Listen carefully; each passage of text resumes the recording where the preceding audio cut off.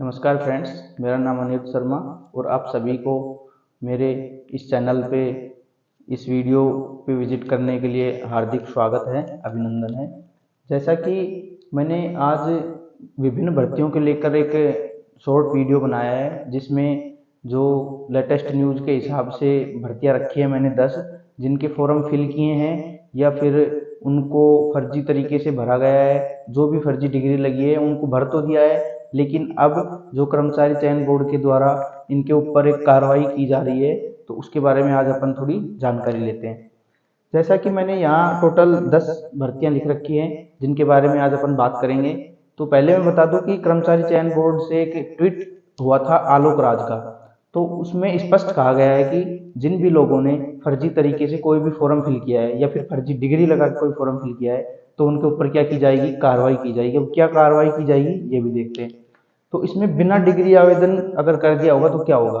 अगर अपन ने इन भर्तियों में, अगर अपने पास डिग्री नहीं है लेकिन अपन अपना मन होता है कि पेपर दे के देखें, तो उस हिसाब से अपन ने इनको अगर फिल कर दिया है तो क्या होगा। अगर बिना डिग्री के आवेदन कर दिया है तो इस बार सीधी क्या होगी, अपने ऊपर FIR होगी। क्या होगी, सीधी FIR होगी। तो फ्रेंड्स, इस बात का जरूर ध्यान रखें कि अगर किसी भी दोस्त ने इन जो वैकेंसी है इनमें अगर फॉर्म फिल किया है, अगर वो इन फॉर्म को फिल करने के लिए एलिजिबल है तो ठीक है, अगर ऐसा नहीं है तो अपने को अब क्या करना चाहिए। और ये किसके द्वारा ट्वीट किया गया था ये मैंने बता दिया, आलोक राज के द्वारा, जो कर्मचारी चयन बोर्ड के मेंबर है उनके द्वारा ट्वीट किया गया था। अब जो कर्मचारी चयन बोर्ड है, इससे पहले ये घटना एक बार पहले भी हो चुकी है, ये RPSC के साथ हुई थी। जब RPSC में ये घटना हुई तो उसमें RPSC के द्वारा एक प्रेस नोट जारी किया गया था, जिसमें कहा गया था ये कॉलेज लेक्चरर की भर्ती के लिए था। तो उसमें कई स्टूडेंट ऐसे थे जिन्होंने 15 फॉर्म भर रखे हैं, 7 भर रखे हैं, 10 भर रखे हैं। एक बंदा तो ऐसा भी था जिसने 32 फॉर्म भर रखे थे। अब ऐसा तो हो नहीं सकता कि 32 डिग्रियां हों उसके पास अलग अलग सब्जेक्ट की। तो ऐसा देखते हुए, क्योंकि उनको ज्यादा समस्या आती है सेंटर लोड करने में, भाई एक दूसरा अगर 2 सब्जेक्ट से भर रखा है तो उनको अलग अलग डेट के हिसाब से पेपर कराने में तो बहुत मजबूरियां होती है उनकी भी। तो ये सब देखते हुए उन्होंने क्या किया, इस बार एक नियम बना दिया कि जिसके पास अगर फर्जी डिग्री से कोई फॉर्म लगा दिया सिर्फ पेपर देने के बेस से, तो उसके ऊपर क्या की जाएगी, अब कार्रवाई की जाएगी। और कार्रवाई भी क्या होगी, डायरेक्ट पुलिस कार्रवाई होगी, FIR होगी। और शायद हो सकता है उसको आगे एग्जाम में बैठने के लिए बाध्य भी कर दे कि अब नहीं बैठ सकता है। तो कौन कौन सी भर्तियां हैं देखते हैं अपन। इन भर्तियों पे वापस, मतलब कि अब कल के ही अखबार में आया कि जो ये भर्तियां हैं इनके ऊपर अगर आपने गलत तरीके से, फर्जी तरीके से आवेदन कर दिया, फर्जी डिग्री लगा के आवेदन कर दिया, तो आपको एक मौका दिया जा रहा है कि वापस कर सकते हैं। अगर अब नहीं हुआ और बाद में अगर आप पकड़े गए तो सीधी क्या होगी, कार्रवाई होगी, पुलिस कार्रवाई। तो सबसे पहले अभी हाल ही में एक भर्ती थी पशु परिचर की, जो 5934 पदों पे निकली थी। कितने पदों पे निकली थी, 5934 पदों पे निकली थी। और इसमें लगभग 15 से 16 लाख फॉर्म आए। कितने फॉर्म आए, 15 से 16 लाख फॉर्म आए। तो ये भी मायने रखती है कि इस भर्ती में एक बड़ा, मतलब कि इतना बड़ा कंडक्ट कराएगी एग्जाम बोर्ड, तो उनको समस्या आएगी। तो इसलिए उन्होंने पहले ही कर दिया, अगर इस भर्ती में कोई भी ऐसा बंदा जो फर्जी डिग्री से भर दिया हो तो वो अभी क्या हो जाए, यहाँ से एग्जिट हो जाए, नहीं तो बाद में क्या होगा, उसके लिए बहुत ज्यादा समस्याएं आएंगी। तो अपनी पहली भर्ती क्या है इसमें, पशु परिचर की। अगर इसमें किसी ने भी ऐसे फॉर्म फिल कर रखा है जो इसके अंदर क्राइटेरिया में नहीं आता, तो अभी इसको क्या कर देना, रिजेक्ट कर देना फॉर्म को, नहीं तो बाद में बहुत दिक्कत आएगी। दूसरी आती है पर्यवेक्षक महिला अधिकारिता सीधी भर्ती। ये 176 पद पे निकली थी और ये क्या थी, महिला अधिकारिता सीधी भर्ती, महिलाओं के लिए थी ये। तो इसमें भी देख लेना किस किस बंदे ने अगर फर्जी तरीके से भर रखा है तो अभी उसको सही कर ले। अगर ये डिग्री, इसमें एक्सपीरियंस मांग रहे थे वो नहीं है, अगर लगा दिया हो कि बाद में बनवा लेंगे, तो उसको भी क्या कर ले, सही कर लें। छात्रावास अधीक्षक ग्रेड सेकंड, ये एक भर्ती निकली थी, छात्रावास अधीक्षक ग्रेड सेकंड सीधी भर्ती। ये थी CET के थ्रू। किसके थ्रू थी, CET के थ्रू। अगर किसी ने CET पास कर रखी है तो वो कौन सा भर सकता था, छात्रावास अधीक्षक ग्रेड सेकंड भर सकता था। ये 335 पदों पे निकली थी। तो इसमें भी देख लेना, अगर किसी ने CET के ऐसे फर्जी आवेदन लगा दिए तो उसने फॉर्म तो एक्सेप्ट हो गया, लेकिन आगे जब भर्ती प्रोसेस पूरी होगी तो उसमें फिर वो सीईटी कहाँ से लेके आएगा, क्योंकि अभी तक एक बार सीईटी हुई है।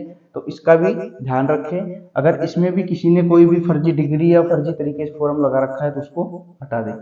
अब आती है महिला पर्यवेक्षक सीधी भर्ती आंगनबाड़ी कार्यकर्ता, ये 202 पदों पे निकली थी।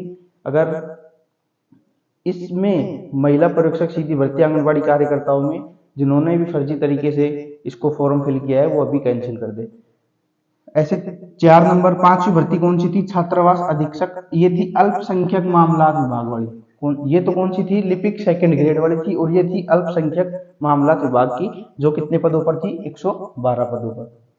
इसके बाद पर्यवेक्षक महिला सीधी भर्ती, एक ये भर्ती थी जो जिनका मतलब ये कर्मचारी चयन बोर्ड ने इन भर्तियों के नाम क्या किए हैं, पब्लिश किए हैं कि इन भर्तियों में अगर किसी ने भी लगाया है, इनका अगर कोई पेपर देता है या फिर पकड़ा जाता है तो उस पर क्या होगी, सीधी कार्रवाई होगी।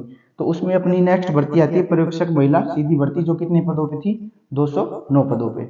उसके बाद 7 नंबर पे कौन सी भर्ती बता रखी है उन्होंने, कनिष्ठ सहायक नियुक्त, ये एक भर्ती है कनिष्ठ सहायक नियुक्त, जो कितने पदों पर है, ये भी 4197 पदों पर है। इसके लिए भी ये इनमें प्रेस नोट में इसका भी क्या है, नाम है। इसके बाद आती है 8 नंबर पे आती है शीघ्र लिपिक निजी सहायक ग्रेड सेकंड, जो कितने पदों पर थी, 474 पदों पे। और 9 नंबर पे आती है कनिष्ठ अनुदेशक सहायक सीधी भर्ती, 679 पदों पे थी, कितने पे थी, 679 पदों पे। और 10 नंबर पे आती है कनिष्ठ अनुदेशक, वही सहायक सीधी भर्ती थी, लेकिन ये क्या थी, इसमें एक ट्रेड दे रखी थी, कौन सी, 16 ट्रेड की भर्ती थी, जो कितनी 1821 पदों पे थी।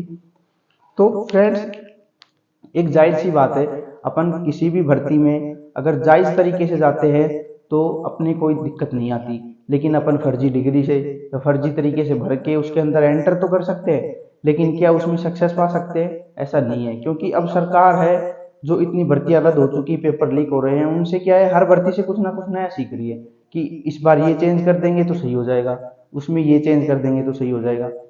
तो इन भर्तियों के आवेदन वापस लेने का क्या दिया है, एक सरकार ने मौका दिया है कि आप इन भर्ती जो भी 10 भर्तियां हैं इनमें कोई नहीं आपने गलती की, फर्जी तरीके से भर दिया है, लेकिन अब आपको क्या दिया जाता है, मौका दिया जाता है।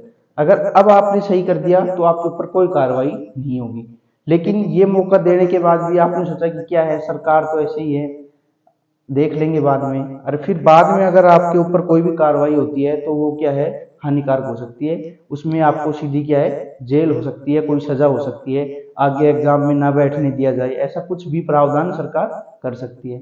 तो आज की अपनी जो थी इन्फॉर्मेशन यही थी कि कौन कौन सी भर्तियां हैं जिन पे हाल ही में अभी इनको इनके फॉर्म रिजेक्ट कर देंगे तो बच जाएंगे, नहीं तो फिर इनके ऊपर सीधी क्या होगी, एफआईआर होगी। अगर अपने पास डिग्री नहीं है, अपन ने जैसे अपेयरिंग लगा दी, अब मैं तो दिखा दूंगा कि अपेयरिंग में हूँ, पेपर तो दे लेता हूँ, लेकिन अगर पकड़ा गया तो वो अपेयरिंग बहुत ज़्यादा दिक्कत कर सकती है। तो ऐसी लेटेस्ट न्यूज़ अपन अपने चैनल पे लेके आएंगे। तो उसके लिए अपना चैनल है बहरोड मैथ हब, उसको आप क्या करें, ज़्यादा से ज़्यादा लाइक शेयर और सब्सक्राइब करें, अपने दोस्तों को, फैमिली मेम्बर्स को, सबको इसके लिए प्रेरित करें।